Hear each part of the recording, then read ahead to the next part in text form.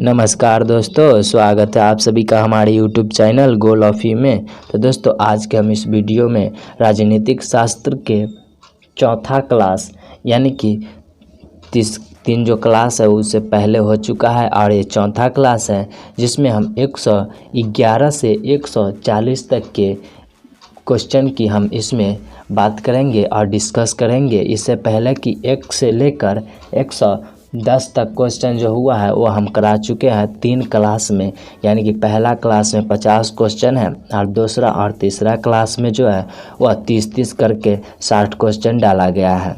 अगर आपको लगता होगा कि क्लास ये पुराने के लिए 30-30 क्वेश्चन करके डालता है तो ऐसा बात नहीं है।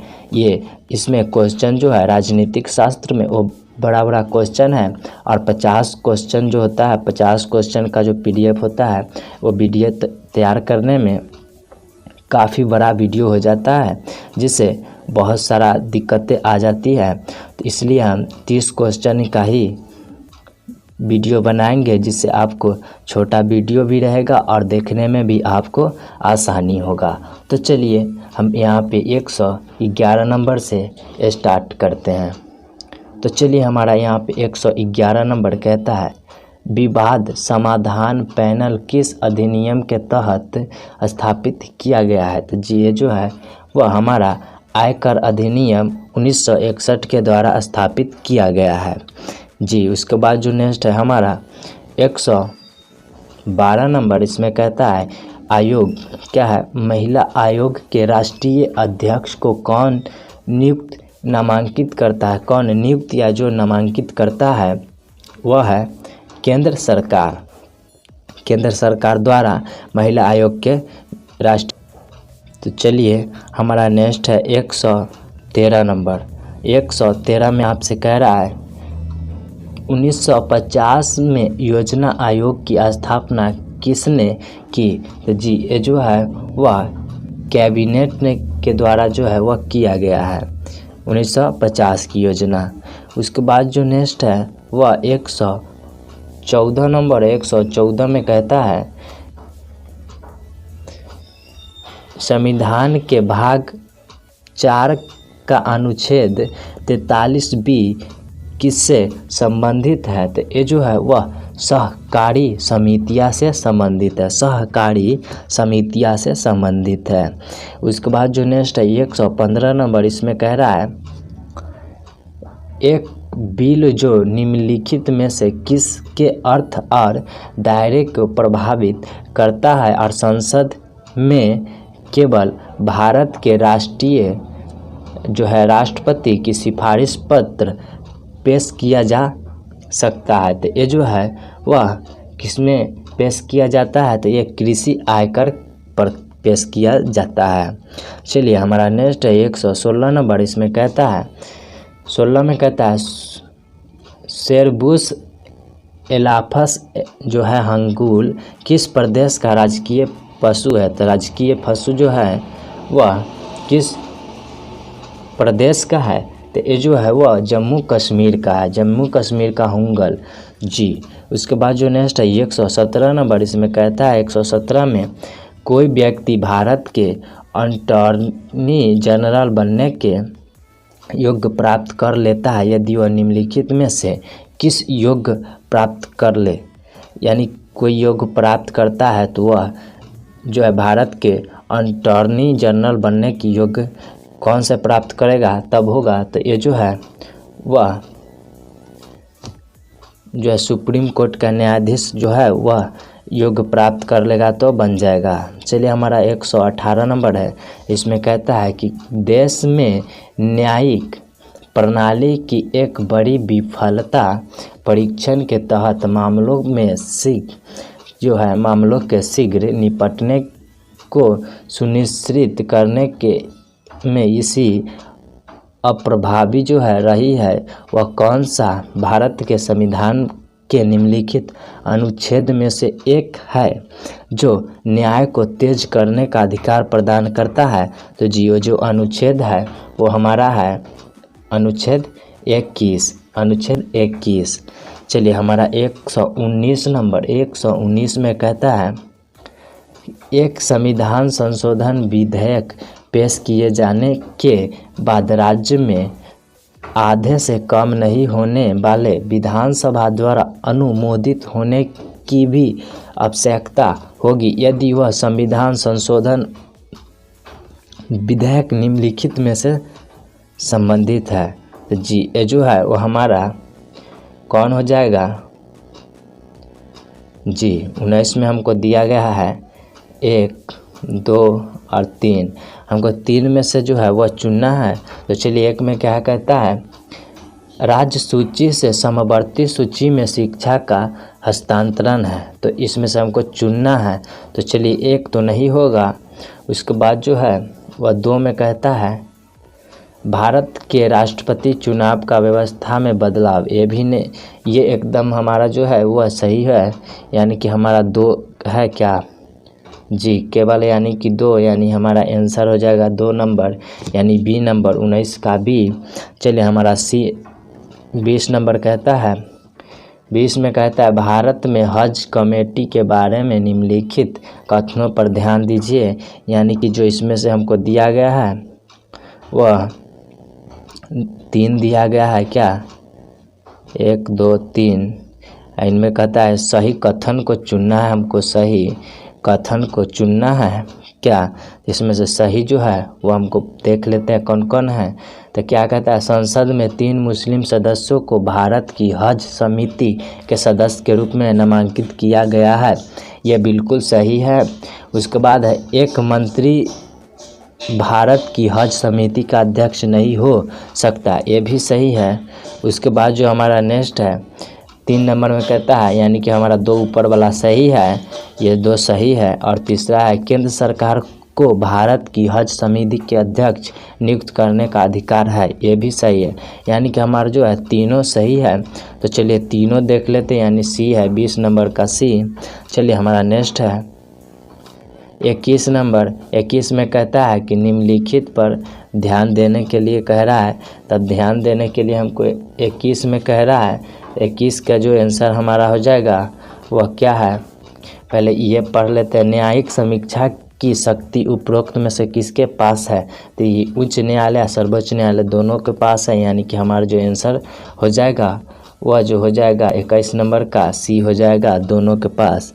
तो चलिए हमारा 22 नंबर क्वेश्चन है, कहता है कि भारत में वन अधिकार की मान्यता और निहित करने और भूमि अधिकारों के वितरण जो है वह जिम्मेदारी निम्नलिखित में से किसके साथ है? तो ये जो है वह किसके साथ है? तो ये राज्य और केंद्र शासित जो है वह राज्य के साथ है।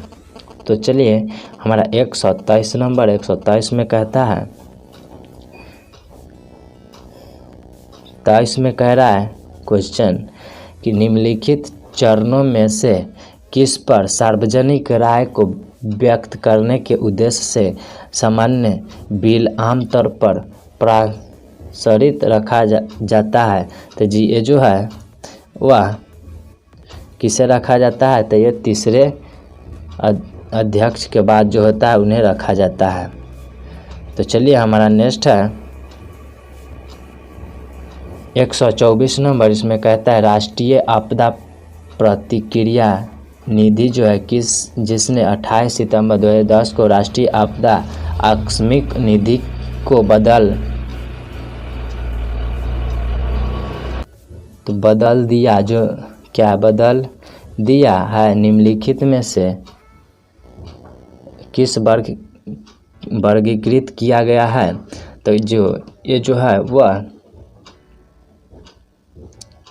किसे किया गया है? तो जो है भारतीय सार्वजनिक खाता को निहित किया गया। उसके बाद जो नेक्स्ट है हमारा 125 नंबर, कहता है आपदा प्रबंधक अधिनियम 2005 के बारे में निम्नलिखित कथनों पर विचार करें। अब निम्नलिखित कथनों पर विचार करना है। इसमें जो हमारा क्या दिया गया है? 3 दिया गया है। इनमें से सही कथन हमको चुनना है। तो सही कथन जो है वो हमारा चुनना है। और देखिए क्या कहता है, यह अधिनियम जो राज्य स्तर पर केंद्र स्तर पर राज्य आपदा बंधक पदाधिकारी और राष्ट्रीय आपदा प्रबंधक जो है वह प्राधिकरण के प्रावधान करता है। ये एकदम सही है। उसके बाद जो नेक्स्ट है वो क्या कहता है, 2 नंबर राष्ट्रपति राष्ट्रीय आपदा प्रबंधक प्राधिकारी के अध्यक्ष है, जबकि राज्यपाल राज्य आपदा प्रबंधक प्राधिकारी के अध्यक्ष है। ये नहीं है। तो चलिए हमारा 1 नंबर एकदम सही है। और तीसरा में क्या कहता है कि इस अधिनियम के तहत राष्ट्रीय आपदा प्रतिक्रिया निधि के निर्माण के बाद राष्ट्रीय आपदा आकस्मिक निधि अस्तित्व में है। तो जी ये जो है वो हमारा सही, यानी कि 1 और 3 हमारा एकदम सही है। तो 1 और 3 हमारा सी नंबर है। तो चलिए सी नंबर हो गया हमारा। अब 126 नंबर इसमें कहता है, 126 में कहता है कि जुंगा पीठिया किस प्रदेश की राजकीय मछली है। तो ये जो है वह असम की मछली है। तो चलिए हमारा नेक्स्ट 127 नंबर है। इसमें कहता है उच्चतम न्यायालय के न्यायाधीश की संख्या कैसी बढ़ाई जा सकती है। तो ये जो है वो कैसी बढ़ाई जा सकती है क्या, तो बढ़ाई जाने के लिए हमको क्या करना चाहिए, तो ये है संसद में अधिनियम द्वारा ये जो है वो बढ़ाई जा सकती है, संसद के अधिनियम द्वारा। चलिए हमारा नेक्स्ट है 128 नंबर। 128 में कहता है, चलिए 128 में क्या कहता है, सदन की बैठकों में मौजूद सदस्यों की न्यूनतम संख्या या उसके व्यापार में वैध लेन देन के लिए समिति को रोकना का समिति को कोरम जो है वह कहा जाता है। इस संदर्भ में निम्नलिखित पर विचार करने के लिए, यानी कि हमारा जो 1, 2 दिया गया है और दोनों में से हमको चुनना है कि कौन होता है सही। तो चलिए हमको देखता है सही कौन है। सदन की बैठक का निर्माण करने के लिए कोरम सदन के सदस्यों की कुल संख्या 1 से 5 होना चाहिए। ये बिल्कुल गलत है।